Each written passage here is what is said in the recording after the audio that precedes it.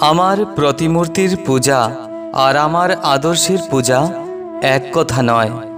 আমার কর্মে, বাক্যে ও চিন্তায় আমি আমার আদর্শ তোমাদের কাছে প্রচার করেছি। আমার পার্থিব প্রতিমূর্তি আমার স্বরূপ নয়, তবু এই পার্থিব প্রতিমূর্তি যে আমার কর্মের, বাক্যের বা চিন্তার স্মারক হতে পারে, এ কথা অবশ্য আমি মানি। আর প্রিয়জন প্রিয়জনের প্রতিচিত্র চোখের কাছে রাখতে ভালোবাসে, এ কথাও আমি মানি। কিন্তু আশ্রমের মন্দিরে থাকবেন আশ্রমের উপাস্য বিগ্রহ, তিনি হবেন ওঙ্কার বিগ্রহ। মন্দিরের মধ্যে তিনি হবেন সকল পূজার একমাত্র প্রাপক। তিনি হবেন অদ্বিতীয় এবং প্রতিদ্বন্দ্বী বর্জিত।